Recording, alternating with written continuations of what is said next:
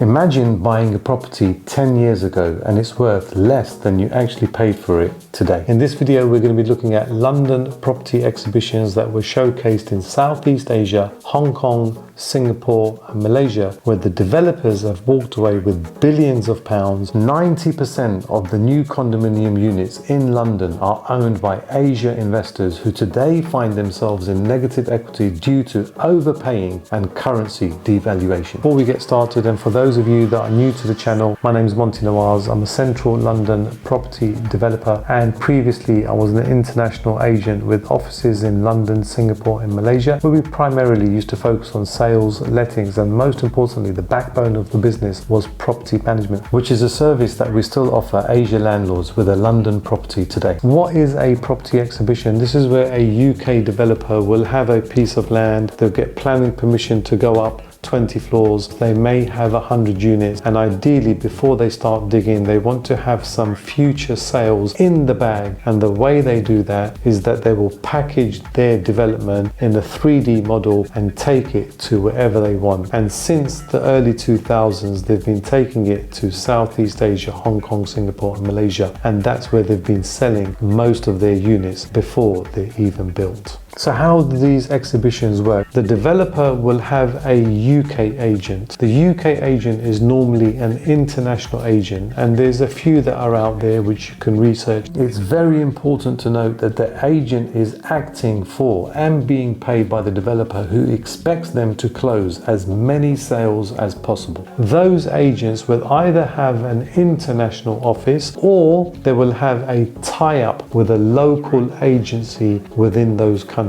Once that's done, there will be a marketing campaign that will be approved by the developer, and then there will be a venue set. Now the venue is really important, because if you're trying to achieve a record price and you're calling somebody into a 2-star hotel, then you're going to get a 2-star hotel price. But if you invite them to a 5-star hotel, then there's a strong chance that you will get to achieve what we call a premium for your property. And this is where a lot of investors got sucked into the whole packaging and the way that this was set up, and they ended up buying overpriced properties in locations that were not central or were sometimes misleading. Exhibitions normally happen on a Saturday and a Sunday. Sometimes there'll be a preview on a Friday night. As things were developing, people were becoming more affluent, they've got excess capital to deploy, they're looking at diversifying their investment and their portfolios. Historically, another factor to consider is what we call old money. High net worth families from all over the globe have been sending their privileged children for overseas education. This mainly started with boarding schools and then university, before they return back home with international friends that they then can utilize for business in their future life. There's a difference though, because the old money, they knew where to buy and what style of property to buy, and the old money historically have bought in locations like Knightsbridge, Kensington, Bayswater, Notting Hill, Hyde Park and many other affluent locations. And they also bought what I call period property. Now, as people became more affluent, it opened up opportunities for new money to also send their children to overseas for education. And that's another reason why they purchased. The developer will also appoint a UK lawyer to represent the buyers, who will be present at all exhibitions. This lawyer will also have a full legal pack ready to enable them to secure investors wishing to purchase. What's critical to note here is, whilst the lawyer should be acting in the best interest of the investors, they have been specially selected by the developer. Additionally, they will earn mass volume fees for every sale that they secure. At the height of the property exhibition phenomena, these lawyers were opening up 100 new files over a 3-week period, which is a lot of invoicing and commission. As soon as you want to secure a unit, you have to pay a booking fee. You've got to sign what we call call an exchange of contracts and pay a 10% deposit. That means that you are now legally locked in to complete on that transaction or potentially sign the contract, and that's where many speculative investors made fast gains and where many got caught out when the banks changed their policy literally overnight when it came to lending on flip contracts. That's another video, so make sure you hit that subscribe button to stay up to date. Advert goes out, venue is set, VIP treatment all the way, the investors arrive, and this is where the fun begins and the transactions and the money is made or lost. Early 2000s, first stop was always Hong Kong because they were the #1 buyers for London property, and typically they wanted a high floor, a nice view and a small unit. 30% of the development or all of the studios and the one beds were usually reserved by Hong Kong buyers. Stop number 2 was Singapore, and what I saw as the years got on from 2008 to 2015, things were getting busier and busier, and the number of units that were being closed at these exhibitions and the aggressive marketing tactics by some of these agents was incredible. Because the developer had a good result in Hong Kong, there were no real discounts offered in Singapore. Hey, but people always love a discount, and any discounts offered in Singapore were already on inflated prices and didn't represent the true market value.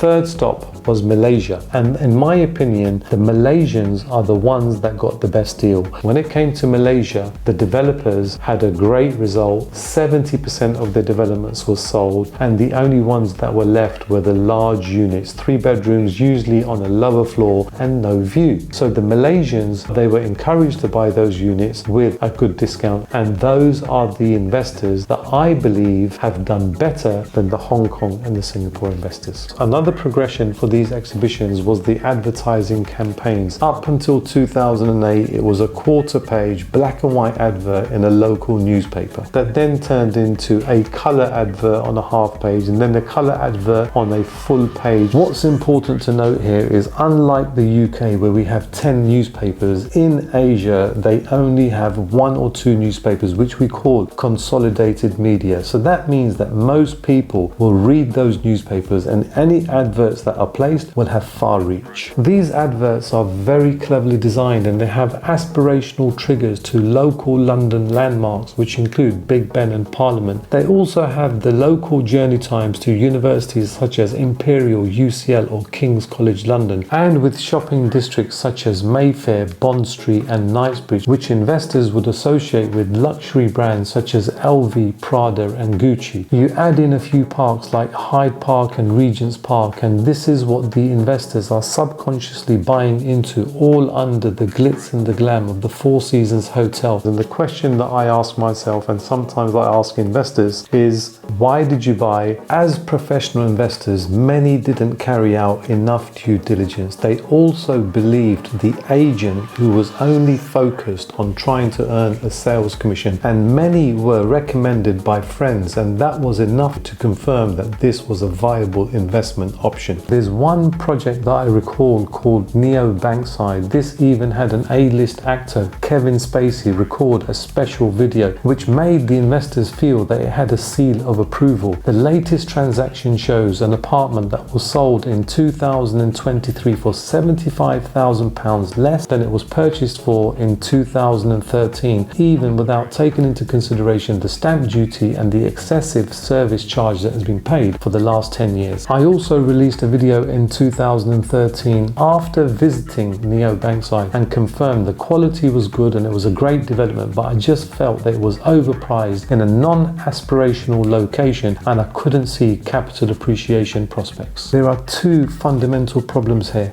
Point 1 is that most investors overpaid when they originally bought these properties, and point number 2 is that the exchange rate is over 20 to 25% down against the UK sterling since 2013. I personally don't believe that the UK sterling will bounce back to the highs of 2000, where £1 got you 3.2 Singapore dollars. Asian countries are getting stronger. The Middle Eastern countries are getting stronger. The UK sterling sterling is definitely not going to be going up to the 3.2 that it was in 2002. I don't think that that's going to be a strong factor. Bank financing is another reason why many foreign investors find themselves in negative equity. When buying overseas property, my recommendation is always buy in the currency of the jurisdiction that you're buying your property in. So that means that if you're buying a property in the US, buy it in US dollars. If you're buying it in Singapore, Singapore dollars. And if you're buying it in the UK, you buy it in GBP. That means that when you sell it, you haven't got any exchange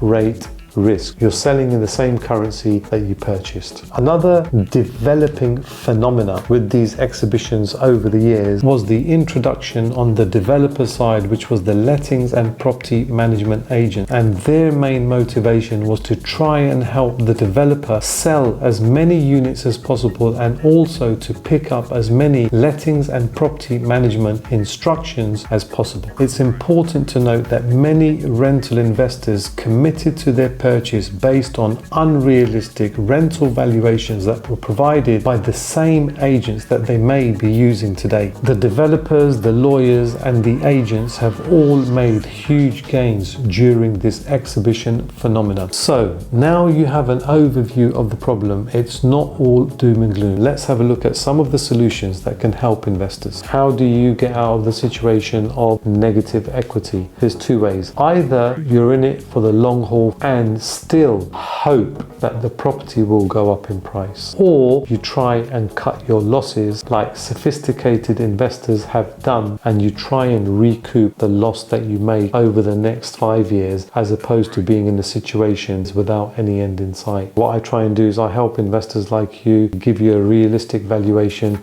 help you with the sales process, and then once you've sold, you can either invest in stocks, bonds or shares, or you can invest in what we call value add family home flips, where we buy dilapidated houses, create value, and most importantly, we sell to the local London market for family homes where there is low supply and high demand, as opposed to off-plan oversupply and low demand. Many investors still have problems with the same lettings and managing agents that the developers employed to help them close sales. Common problems that I hear include the agent is charging me for maintenance. I have new people that I'm speaking to every month. Nobody knows about my property. Tenants moved out. The inventory wasn't done. My property was damaged. The sofa's damaged. It goes on and on. Over the years, we are taking on